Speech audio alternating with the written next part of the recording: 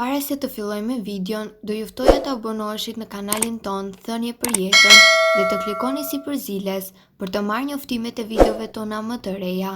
Faleminderit.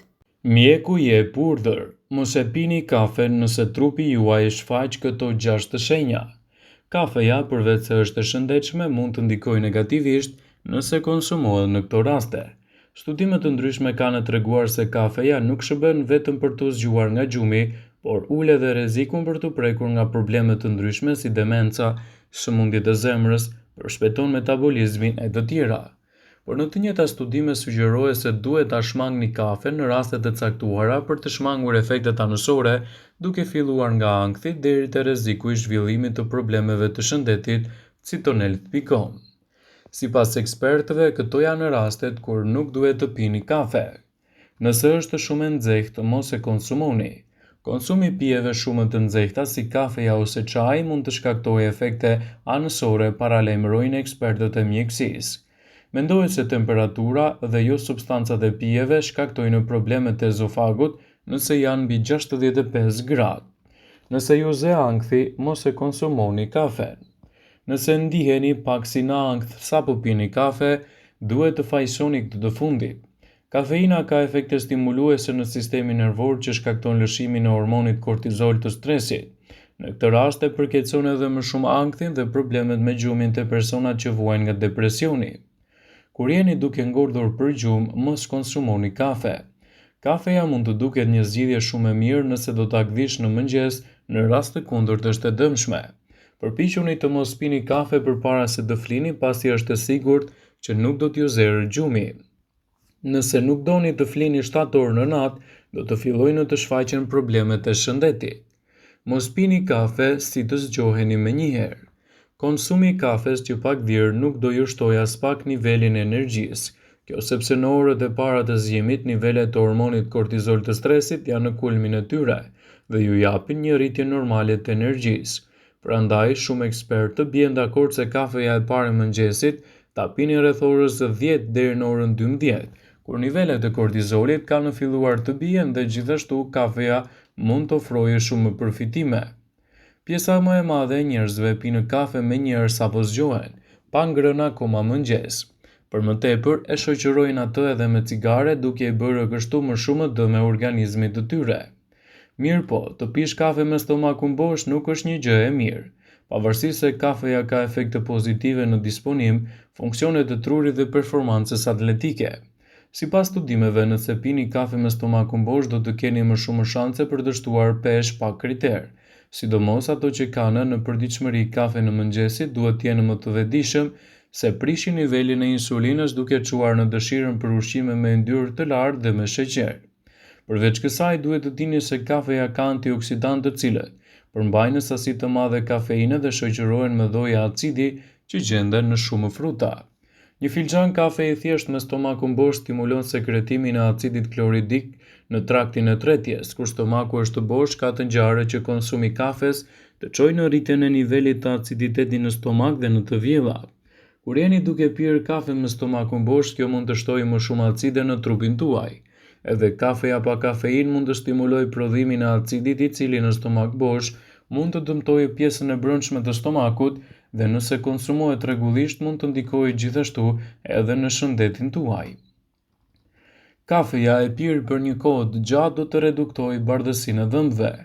Kafeja dëmton smaltin, stresën në sipërfaqe të ndërtimit të dhëmbëve duke i dhënë atyre një ngjyrë më të verdhë. Një konsum i tepërt i kafes dhe në vazhdimsi në vite mund të ketë edhe këtë problem parësor. Ajo mund të dëmtojë procesin e mbajtjes së urinës nëse pihet për një kohë të gjatë. Urinimi është një akt i vullnetshëm, ndërsa ndjesia për të urinuar është e pavullnetshme. Në momentin që fshikëza e urinës mbushet për të urinuar përfundimisht dhe ju e mbani atë dhe pini kafe, atëherë do të krijoni shqetësime pasi mund të bëheni që muskujt të varen dhe ta keni të vështirë që të mbajnë urinimin. Kafeja e tepërt për një kohë të gjatë, sidomos në orët e vona të mbrëmjes, mund të shtojë gjithashtu edhe problemet e pagjumësisë dhe të ulë aftësinë krijuese. Fjalët që thuhen lart e poshtë se kafeja të shton pagjumësinë janë plotësisht të vërteta. Kafeja përmban kafeinën që sidhet si një neurotransmetues që shton pagjumësinë. Kjo nga ana tjetër u lidh aftësinë krijuese në përdoruesit e rregullt të saj. Kafeja shton të rahurat e zemrës. Këtë efekt do ta vini re shumë shpesh nëse pini një kafe përpara se të keni ngrënë diçka paraprakisht ose të keni ngrënë vaktin, do të dalloni tek vetja se të rahurat e zemrës suaj do të shtohen për shkak të niveleve të larta të kafeinës që gjenden në kafe. Kafeja e tepërt mund të shkaktojë edhe sterilitet. Kjo gjë vihet re më së shumti te femrat. Studimet e kohëve të fundit kanë nxjerrë në pas se konsumi i tepërt i kafes dhe rrjedhimisht niveli i lartë i kafeinës në gjak shkakton disfunksion të qelizave të tubave të vezoreve, duke dëmtuar riprodhimin të gjinia femërore. Pirja e tepërt e kafes shkakton halucinacione. E përmendur edhe më herët që kafeina sidhet si një neurotransmetues nxitës, ajo shkakton edhe halucinacione të cilat bëjnë që individët të shohin gjëra që realisht nuk ekzistojnë. Mund të rrisë nivelet e celulitit. Edhe ky fakt dëmit dihet tashmë. Është vënë re se kafeja ndikon në reduktimin e diametrit të enëve të vogla në organe dhe në indet periferike të organizmit, të cilat futen në lëkurë. Shmangja e kafes shmangen dhe krijimin e celulitit, citon Elfline. Pirja e tepërt të kafes do të përkeçojë fazën premenstruale. Para fillimit të ciklit menstrual të femrat vjen në re shenja të stresit, ankthit dhe nervozizmin. Në femrat që konsumojnë kafe, gjenden nivele të larta të estrogjenit, të cilat bëjnë më të theksuar këto simptoma. Nëse vazhdimisht pini një sasi të tepërt të kafes për një kohë të gjatë, ajo mund të shkaktojë efekte negative në shëndetin tuaj. Pirja e tepërt të kafes mund të ndikojë në shëndetin kardiak. Lidhja mes konsumit të kafes dhe rrezikut për sëmundje kardiovaskulare është ekzaminuar në shumë studime, por rezultatet mbesin edhe në mënyrë të mbërthyeshme. Shumica e studimeve prospektive në kohë tregojnë se kafeja mund të ndikojë gjithashtu në përkeçimin e çështjeve tuaja kardiovaskulare, duke ndikuar në ritmin e rrahjeve të zemrës dhe përkeçimin e simptomave tuaja. Konsumi i tepërt i kafes ka vluar dhe ka ngritur nivelin e kolesterolit LDL. Kafeja e pafiltruar përmban 2 përbërës kafestol dhe ka evol që rrisin problemet e kolesterolit. Për personat që vuajnë nga kolesteroli, duhet të jenë më të kujdesshëm me pirjen e kafes, sidomos me pirjen e kafes turke. Mund të ndikojë në enët e gjakut. Kafeja ndikon negativisht te toni dhe funksioni i enëve të gjakut. Pengesa të ritmit të zemrës. Kafeja mund të shkaktojë rrahje të shpejta dhe jo të rregullta, siç është aritmia kardiake. Nëse pihet me një sasi të tepërt, ajo ndikon drejtpërsëdrejti në ritmet e zemrës. Ajo mund të ndikojë në shtypjen e gjakut. Edhe pse konsumi i kafes nuk është faktori i rëndësishëm i hipertensionit, prap prodhon efekte jo të favorshme në shtypjen e gjakut dhe njerëzit e prirur ndaj hipertensionit mund të jenë më të cënuar. Një studim italian ka zbuluar se pirja e kafes në sasi të tepërt mund të rrisë rrezikun e zhvillimit të hipertensionit te personat me shtypje të ngritje të gjakut.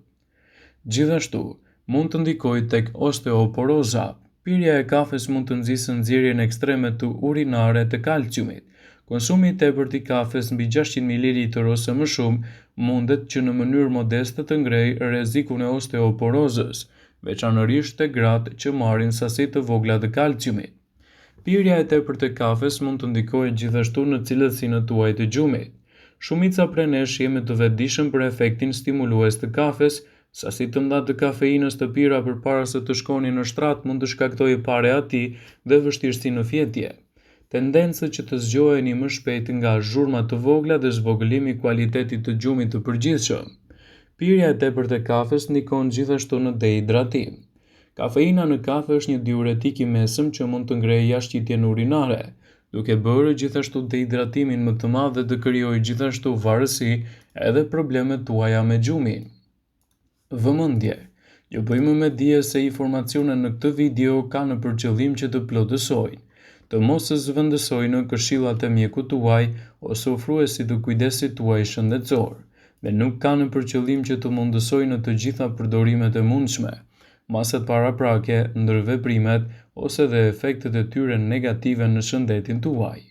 Pasi ta dëgjonit këtë video, do ju ftoja t'i bënit like dhe ta shpërndanit atë në profilin tuaj në mënyrë që të informohen dhe miqtë tu.